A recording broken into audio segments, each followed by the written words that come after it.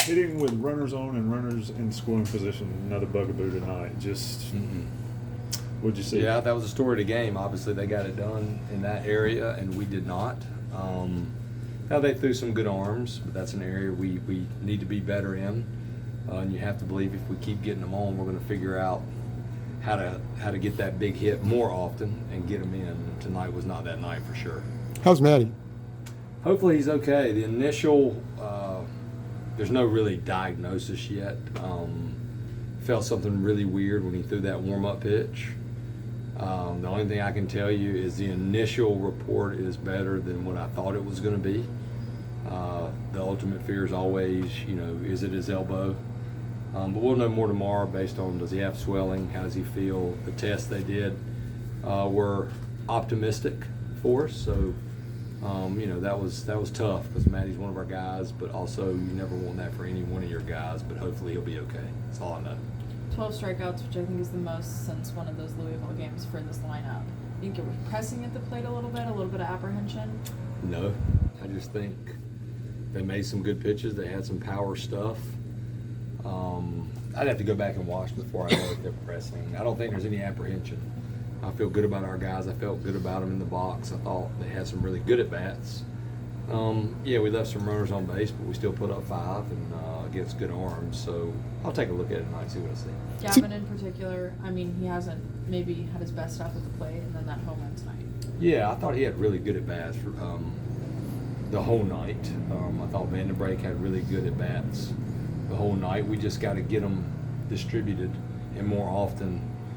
So far, it just hasn't been 6 or 7 guys. It's been 2 or 3. And we've still managed to win a good amount of games. But if we can get that going, we'll win more, hopefully. What have Jason's issues been here of late? His last outing was really good against Boston College. Today, he just could not throw an off-speed pitch to neutralize the count. So he had to go to his fastball, and he didn't locate his fastball. So really, when he has struggled, it's been command of the off-speed the most. His fastball's still playing well. It's got good velocity, but he doesn't have a fastball like Jay Knapp that he can just challenge you at the top of the zone at 95. He's got a pitch, and if you're not keeping hitters off balance with an off-speed pitch, that fastball is way easier to hit because you're ready for it. Everybody wants to hit a fastball, and pitchers they pitch off their fastball. So we got to get him tunneling that off-speed better. Last week he had one of his best outings since Texas Tech, and then today probably maybe one of the worst for him.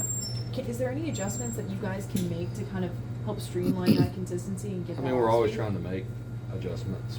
I'll wait and we'll watch him on video. I feel like his mechanics were good. I feel like the ball was coming out of his hand good.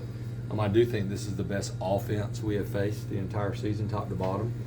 And they showed tonight that if you don't make pitches, they're going to make you pay. They're older, they're grads. They played 4 years of Division I baseball a lot of places.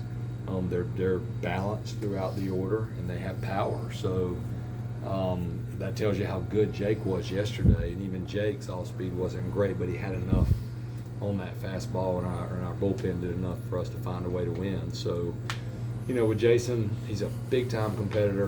We believe in him, and we'll just keep working with him. Does this change? Go ahead. I was going to say, no, you go with Paget. Well, Paget, you talk about bridging the gap a lot, and you needed somebody to do that today. What did you see from him? Big bright spot. The thing about Cam Paget is he's always going to compete. And to see where he is now, obviously we want him to be perfect. We want all these guys to be so good. To see where he is now to where he was when he walked in here, his velocity jump, the off speed's improving. But he, out of everybody tonight, he was competitive with every pitch. What I mean by that is the hitter thought every pitch he threw had a chance to be a strike, and that's part of being really good on the mound. And besides Cam tonight, just too many non-competitive pitches, fastballs or off-speed, were thrown. When it's a ball out of the hand, it makes it a lot easier on the hitter. He's going to be on time, and he's not going to miss a mistake, and that's why Cam was our best pitcher tonight by far. And he flushed that South Carolina performance. Yes, and that's not surprising. He works, and he worked really hard in the bullpen with Coach Allen, Coach Gaines on his off-speed, and he threw much better off-speed pitches tonight with his slider and his changeup. Got more swings and misses on both, and he was able to throw both of them. And you know, when we're facing guys, unless they have that elite ride like a Jake Knapp, that was the difference in their starter. He didn't have much fastball command, but he started flipping in that slider or cutter just enough to keep us off the fastball where we didn't know there were 2 pitches there. What does that say to Cam's resilience? That, I mean, he gives up the home run, he's awesome. and then he goes back in and he's able to finish it out. Yeah, he's just competitive, works his tail off. You know, he is the reason he's taken the jump that he's taken. And, you know, until we find out with Matty where he's going to be a huge factor, because that means somebody else, next man up. Hopefully Matty won't be out too long. That's the first thing in my mind. I thought, like, okay, well, somebody's going to have to step up for us. And him doing that, I mean, the game felt like, I was just downstairs talking to our coaches, it felt like we were getting beat worse than we were, just because the way the game was going, and we couldn't have a clean inning, and they scored almost every inning. But we were, you know, only down 9-5, and that was because of Camp Padgett. And then Olin, I mean, you brought him out. Did the velocity look a little bit down? Did he just not have his normal stuff? When he went back out, you know, the fastball that was hit out was 89, up in the zone. They could have got around it and cut it a little bit. I have to go back and watch as well. But, you know, he had a walk, and when we come in, we talk about when you come in as your reliever, the most important thing is you get that first guy out. Look at the difference last night with Walker. They had the bases loaded. And even though we only get 1 out, he gets the first guy out. And your chances of preventing a big inning right there. Worst case is they scored 2 last night, in my opinion, but we're still hitting. You know, instead we just kept giving those up tonight.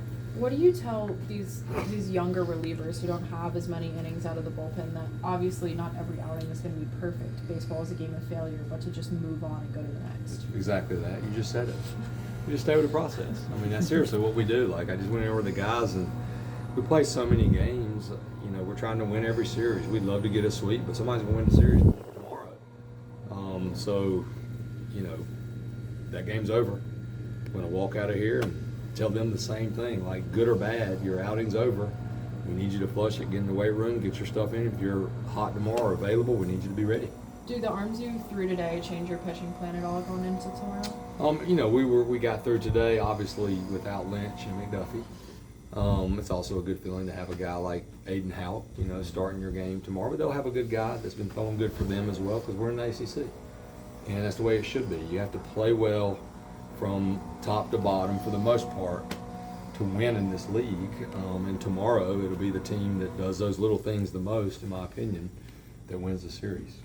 You talk about the competitive pitches. It seemed like you had a lot of 0-2 guys, 1-2 guys, and then you give up a hit or whatever because those 0-2 pitches or those 1-2 pitches aren't competitive. How do you get that out of these guys to not nibble so much like that? Yeah, you know, I'll have to go back and look. We did give up a couple, but not as many. The issue tonight was we would get to 0-2 or 1-2, and then it was 3-2 instead of putting people away. And that's what I mean by non-competitive. Well, where is the 0-2? Okay, if you go in and you jam him, and he gets a flare, that's a good pitch, even though you don't feel like it because he got a hit. So I always go back. I try to wait. I feel like my eyes are pretty good during the game, but you don't really know until you go back and rewatch the game. From the pitching standpoint, you know, that's a luxury being a pitching coach so long. Where exactly was that pitch? Because we know based on the chart, you know, where the pitch was called. So was the pitch called in and it was away? Well, that means I'm missing that spot. Thank y'all. Thanks, Coach. See you tomorrow. Yep. See you tomorrow.